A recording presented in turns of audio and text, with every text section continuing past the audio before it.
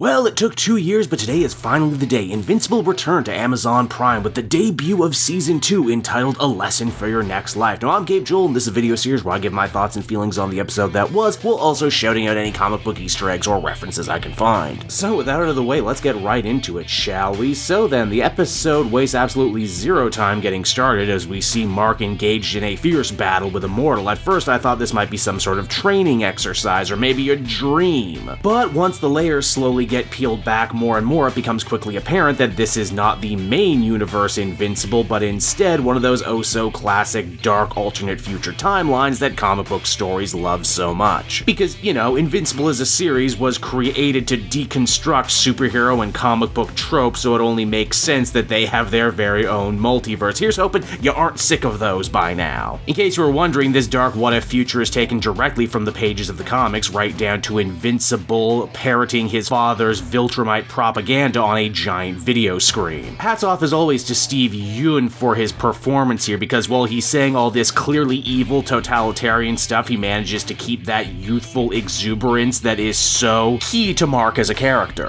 What's also very interesting too, in a piece of dialogue we'll hear later on, apparently in most universes, Invincible actually does end up joining forces with his father Omni-Man and coming over to the dark side, feeling that humanity would be much happier under Viltrum's iron-fisted, jackbooted rule, meaning the main universe and the Mark that we've been seeing this whole time is actually kind of an abnormality in the grander cosmic scheme of things. From a strictly storytelling standpoint, this alternate future stuff is great because while we heard so much at the end of last season about how horrifying the Viltrumite Empire is and their reign of terror across the universe, here we actually get to have a little taste of it, while also getting J.K. Simmons back in the series too a little earlier. It's not just that Omni-Man and Evil Mark are cruel to the people of Earth and in their battling against the freedom fighters, it's that they do it all so completely effortlessly, telling Rudy that he should never have been born, or crippling Adam Eve and thinking that they were doing her some sort of favor. In the end, only one of the freedom fighters actually manages to escape, the debuting Angstrom Levy, voiced by the always wonderful Sterling K. Brown, but you know what, we'll actually circle back to him in a minute. Back on the main Earth, we see a distraught Mark still trying to make sense of his life and what it's become ever since he found out who his father Omni-Man really was, and what his life and life in general on Earth will now become in the fallout. We actually get to see Mark going through the superhero motions, trying to help out as best he can in Omni-Man's absence, but you can just tell his heart isn't in it like it should be anymore, and that he couldn't be more lost if he tried. Helping out this scene immensely is the use of Radiohead's classic song Karma Police. We basically get a whole little music video within the show itself, and it speaks volumes without actually using any dialogue. It's super nice to know, 2 seasons in, Amazon is still willing to shell out the big bucks for recognizable music. Now, Mark's mom Debbie is also struggling just as much as Mark is, but in a totally different kind of way. I'm actually glad the show stuck to its guns and didn't decide to have Debbie instantly become a full-blown sloppy drunk like she was for years in the comics, instead choosing to explore her grief in different ways. Well, for now at least, they could still always circle back to it. Debbie actually gets a really nice little scene with Olga, Red Rush's widow, a person who understands what Debbie is going through better than just about anyone, and considering the OG Guardians of the Globe and their loved ones didn't get much play in the comics after their death, it's a cool thing to see the show build on, and also to give Debbie a life outside of just her home and just Omni-Man and just Mark. Another small thing I noticed this week that most people probably wouldn't even care about, and that is that Mark has changed his civilian costume. Mainly now he has an undershirt that actually is tucked in properly, unlike it was all throughout season 1. His clothes are also less bright, indicating that he is indeed maturing and growing up, maybe faster than he wanted to, while also carrying around some real understandable darkness within. Mark speaks with Cecil and demands to be let back in the larger superhero game, but Cecil, showing some actual care and consideration for the kid's well-being, tries to talk him out of it, and it makes sense. Mark hasn't fully recovered from all the trauma of what happened to him, and the last thing the world needs right now is another unstable hero flying around. The Mer Twins are also back for season 2 and just as fun as ever. Once again, they're broken out of jail, only this time it's by Angstrom, though not the Angstrom we met, another version with the ability to open portals to other universes and who needs the Mauler's help in completing a machine that he thinks will allow him to tap into his full multiversal potential, allowing him to not just save this world but potentially save every world in turmoil. It's a nice idea to be sure, but hey, what's that famous saying about the road to hell being paved with good intentions? dimensions. And no, the irony isn't lost at all on the Mer Twins that once again they are being shanghaied into servitude by a hero seeking to stretch the bounds of morality. And honestly, it's pretty endearing at this point how they just roll with it. To complete Levy's plans, the Maulers will need to assist in building a machine that will allow him to access memories of hundreds of different versions of himself from across the multiverse, and in return, the Maulers want their own universe, one wherein heroes don't exist, and wherein they can be worshipped as gods. The only catch is they're not allowed to hurt anyone along the way, because Levy truly does believe himself to be the good guy in this situation, and that all the bending of the rules he's doing right now are ultimately for the greater good. Then of course there's the continued adventures of the new Guardians of the Globe. Last season they really came together as a team, but their troubles are far from over, mainly now that Rudy Robot has a real human body. He's starting to feel fear and other human emotions that are making him a less than productive leader. Also, I'm guessing in between seasons the team worked through the whole creep factor attached to Robot stealing Rex's DNA and becoming all obsessed with Monster Girl. Then again, considering Omni-Man destroyed most of Chicago while beating the crap out of his son on national TV, suddenly Robot's transgressions seem a lot less glaring now all of a sudden. Cecil still feels the team isn't living up to its full potential and as such decides to install the newly resurrected Immortal as team leader, which will no doubt cause plenty of friction with a group that was already pretty damn combustible to begin with. But oh wait, it doesn't stop there, as Cecil also feels the team needs more muscle, and as such we're introduced to Bulletproof, another fan favorite from the comics who, why yes, he is indeed wearing the same costume that Mark turned down in the very first episode. The show also once again totally nails it when it comes to voice casting. That's Jay Farrow, who you may or may not remember from his short stint on Saturday Night Live. So good to see him in such a beefy role here. Fun fact, in the comics, Bulletproof briefly takes up the Invincible mantle for himself, and I have no reason to believe they're not going to do that on the show as well. Mark also gets a chance to reconnect with Eve in this episode. In fact, he probably opens up more to her than to just about anyone else. He fears that he might end up becoming just like his father one day, which is kind of ironic because everyone around him wants him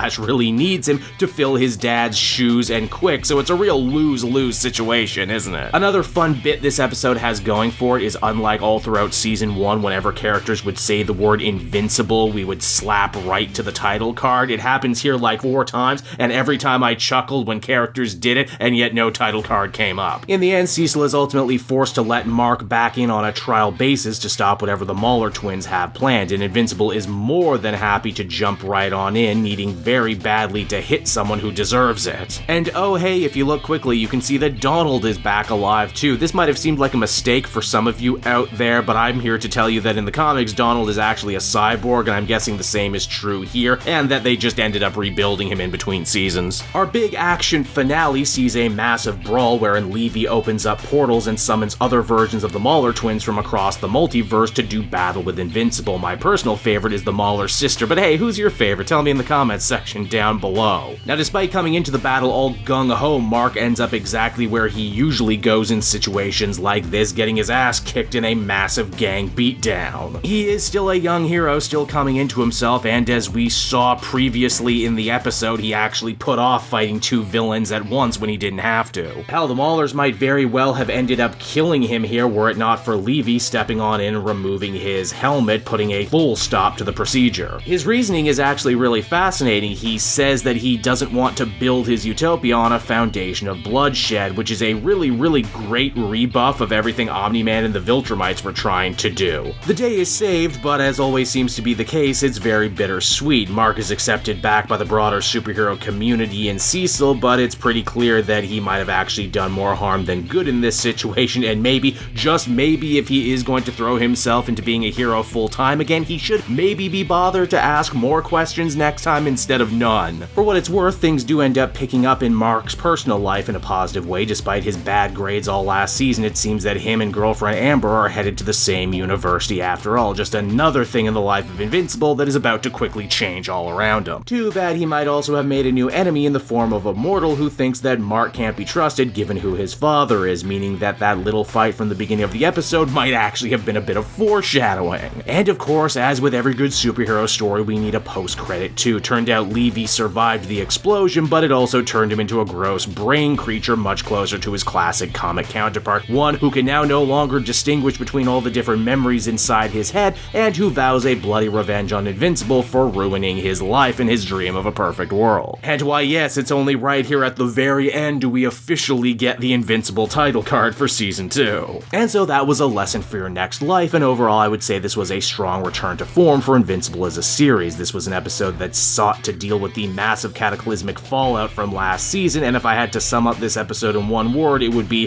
grief. Everyone is dealing with grief in their own way, and some more healthy than others. We get introduced to a ton of fun new characters who I'm sure we're going to get to follow all throughout the season, as well as seeing the return of several fan favorites, as well as the promise that this season will be filled with just as much twists, turns, and drama that you loved about Season 1. And I know I'm certainly excited to take that ride. So until next week, everyone, this has been Cape Joel. Thank you so much for watching and listening. I hope you enjoyed the video, and if you did, why not share it on social media? Maybe like or favorite. It does a lot to help me out in this crazy YouTube game. So until we meet again, everyone, bye-bye.